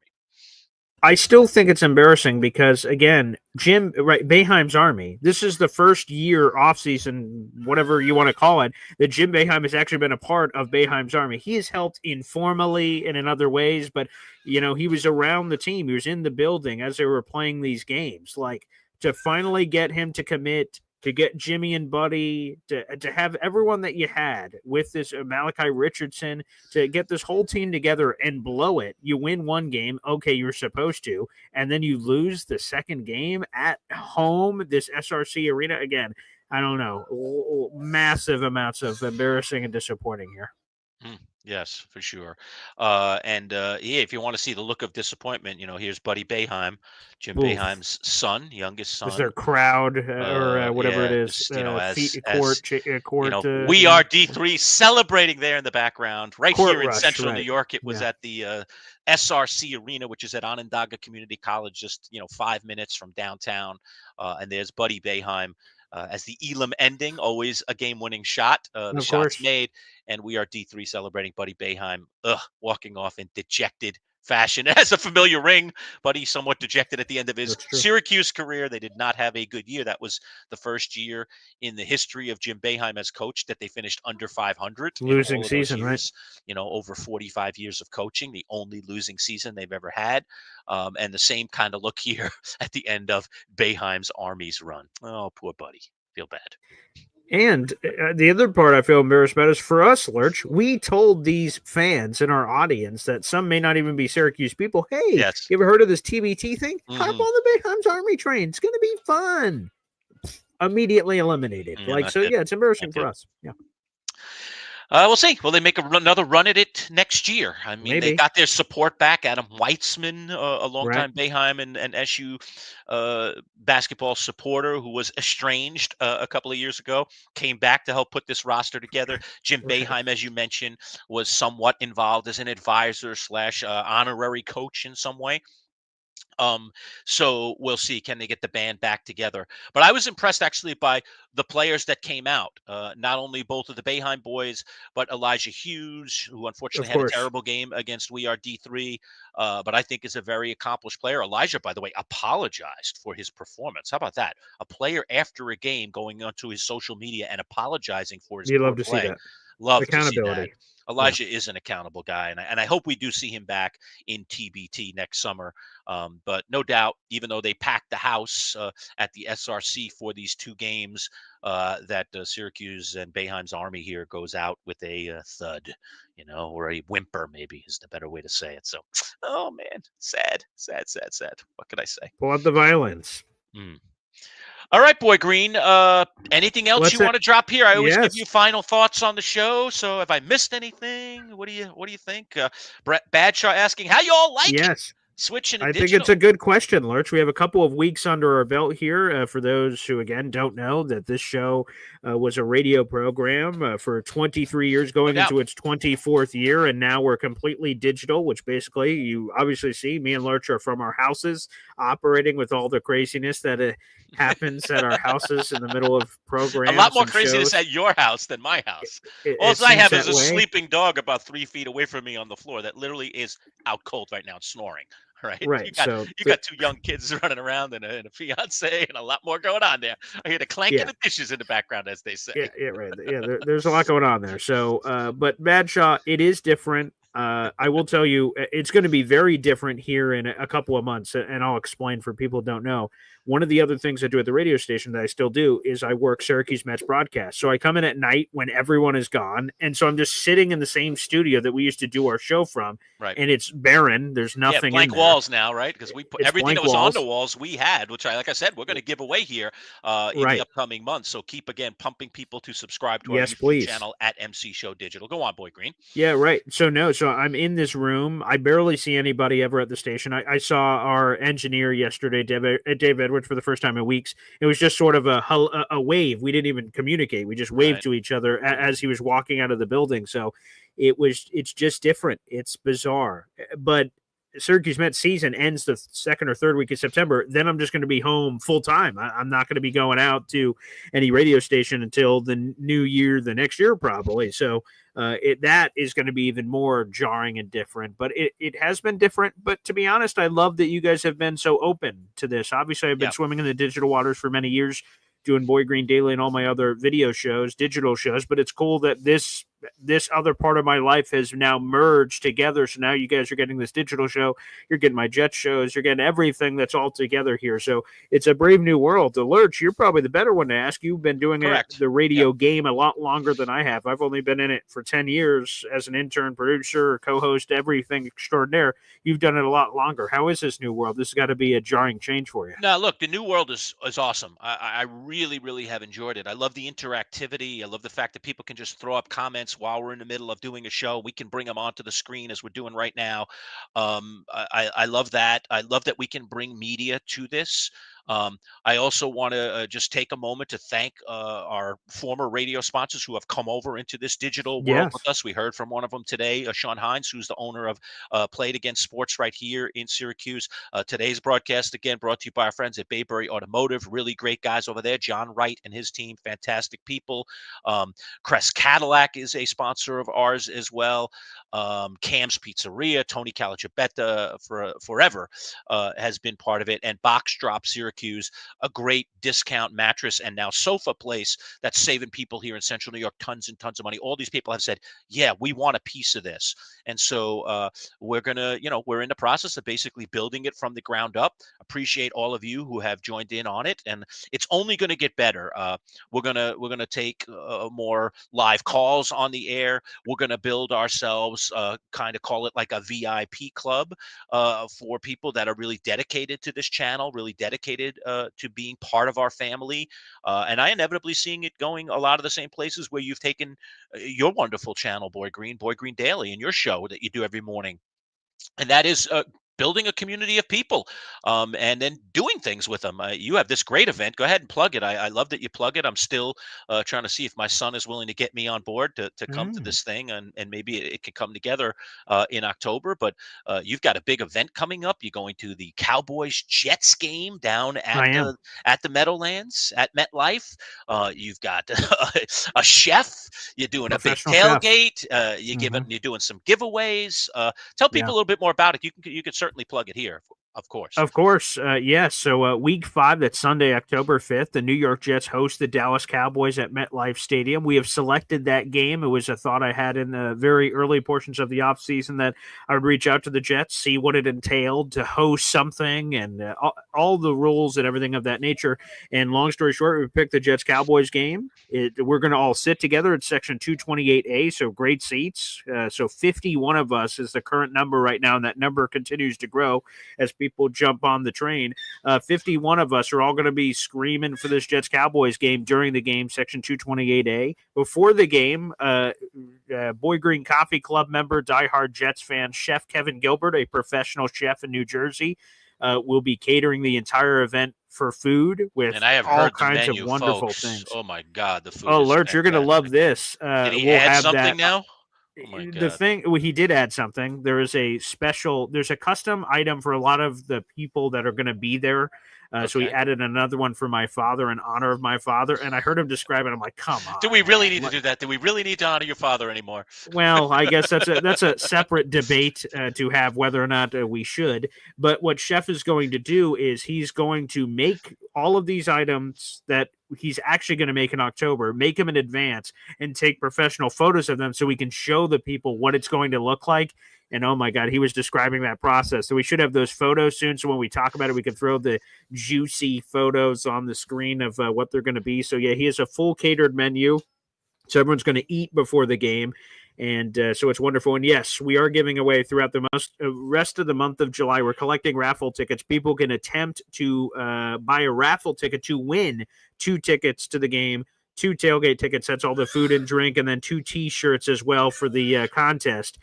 So yes, Nice. It's a $20 raffle ticket. All you have to do is subscribe to my channel, which is free to do, and send in $20. You can either buy that on YouTube or you can send that along via PayPal or Venmo at BoyGreen25. So good luck to anybody. NFL games are really expensive, so good luck to everybody in that opportunity to potentially win a prize. So yes, All right. that's all going on. And one last plug for the Tyree Yes, autographed photo here. All right, David Tyree autograph photo going out the door to one of our first 300 subscribers. So we still need a little over 100 more people to subscribe to our YouTube channel at MC Show Digital, and then one of you will win this really cool framed thing. Exactly the way you see it is exactly the way it will be delivered to you. So just pass us along to your friends, your family, people that you know would appreciate us and help grow our little family. Because the more we grow, the more we can deliver to you day in and day out. But no, to answer your question all the way back to Bad Shore's question, how am I liking it? I'm loving it. I'm loving it. I'm loving building a community, and I think it's only going to get better. Again, don't forget, outside of our live shows, I know we've been with you live every Monday and Wednesday. Yes. We've got us pop up live again on Friday with our fantasy insider, Joe Bartle. We'll probably do that regularly as a live thing where you can interact directly with Joe as well. But we're putting out content on other days of the week, and as long as you not only subscribe, but click on that notifications, you're going to find out when we're putting out stuff. A lot of really, really cool content. Like I said, we put out Yankees content this week. We've got some more SU football and basketball content out this week. We've really been trying to hit all of those places that we gravitate here in that regional world of New York sports. So make sure that you get those alerts to your phone so that you know when we're putting out material, because a lot of it's a lot of fun. Hey, and if it's stuff you're not interested in, you're not a Yankee fan, like I'm not watching that Barbari interview, man. I don't want nothing to do with those darn Yankees. I'm glad I missed that thing, frankly, Boy Green, other than I wanted to tell him which is the better broadcasting school, because we all know it's the Newhouse School and not that little rinky-dink think down there in Fordham. Yeah. Right. A couple of things to finish this off, Lerch. First off, I just got a notification. Apparently, Jackson Dart just threw a pick 6 at Giants camp. Oh, bummer. So, which really brings matters. us to Johnny Boy. When will Lerch convert to a Jets fan? It sounds like a perfect time is now there, Lerch. You know what? I'll say this, Johnny Boy. I will say this. I don't think that conversion's coming anytime soon. But if you're going to learn a few things about me that are different than my partner. I love my partner to death, but he has a very distinct vision about sports and fandom, and mine is very different. It just, look, we all are who we are, right? We're all human beings, and we have our own things, right? I like the pink drink. We talk about that at the beginning of the show today. Maybe you hate the pink drink. I don't blame you if you do. All right. Everybody has their own things. Absolutely, as I've said, I'm a diehard Mets fan. I'm a diehard Knicks fan. I'm a diehard Giants fan. All right, those are the 3 biggies that really, that I'm really, really strongly attached to. But I am an appreciator of other teams. For instance, you won't like this, but my son spent a lot of time in college. Well, spent 4 years in college in Pittsburgh, and I was up to Pittsburgh regularly. And even as a kid, when I was growing up, the Giants were so bad that how sometimes guys have a second team. Well, the Steelers obviously were fantastic back in those days, and I was kind of a secondary Steeler fan, dare I say. I liked a lot of the Steelers players. I loved Terry Bradshaw. So I have those teams that they may not be my primary, but I still like them. And I think when I left New York, when I was down in New York, which is where I grew up in Queens, I absolutely positively was a diehard Met fan and hated the Yankees. I was a diehard Giant fan and hated the Jets. I mean, it was just you down there. It's battle lines. Like you're living in the neighborhoods, and if your buddy's a Jet fan and you're a Giant fan, you're like, "Don't come across my fence line, man." There's just that kind of mentality. Same thing with the Mets and the Yankees, and so on and so forth. Now that I've been here in Central New York longer than I've actually been down Crazy. in New York, which is hard to believe because that's where I grew up. I actually, all of that has really softened. Dare I say, I've gotten warm and fuzzy, Johnny boy. So I actually really like the Jets and root for them now, So, they're not my number one, but I still like them. And I would enjoy going to a Jet game, and you might see me down there in October. I, Ooh. I, I kind of want the Jets, would love for that stigma of, one championship to become two. I know how hard this guy next to me roots for it. It would be kind of fun to watch him get a chance to celebrate that. So I like that. And I've softened. I mean, I still don't like the Yankees, but I actually, I can tolerate them now. I can tolerate them. Okay. Um, That's progress. and there are plenty of teams in the NBA that I like beyond the Knicks, and plenty of players in the NBA that I like beyond the ones that play in the Knicks laundry, dare I say. So I'm a great appreciator. You're going to see it with my hats. I mean, this one today is not a logoed hat, but you're going to see me in Chargers gear, and you're going to see me in Steelers gear, and you're going to see me in other things. I got Detroit Lions stuff because I've kind of recently become kind of stuff. I love the right? Lions. The Lions, a great struggle for many, many years, like so many other organizations, and now they're coming up, and I love that. So I'm not a front runner. I'm not jumping on the Lions just because I'm a front runner. I'm jumping on the Lions because I love the story. And I want to be like a small part of that story. I'm never going to say that I was a Lions fan the whole time when they win the championship, go to their parade. But what I am saying is I would be happy if the Lions won. I would be happy. If my team's not winning, why not somebody like the Lions? Why not somebody like the Jets? So I think I gravitate to the teams that struggle a little bit more. And that's why I think I don't have any love for the Cowboys and never will. The Yankees, like I said, I can tolerate them now, but I don't think I'll ever have any kind of love or passion for them. I'll never be like, oh, the Yankees won the World Series. Great. No, probably I'm rooting for their opponent no matter what, but so you draw your battle lines, and mine, I would say, maybe compared to a lot of you folks, I'm just a little softer around the edges. Maybe it's just old age. Maybe it's just moving to a place like Central New York where we don't have our own pro team. We don't have a stadium right up the block, right up, in the That's next true. town that we can go to. It's 2 hours to Buffalo, as I mentioned. It's 4 hours down to the Meadowlands. We're in a little bit, dare I say, a little bit more of a neutral place. We're kind of like Switzerland up here. But I have my roots. I have my fandom.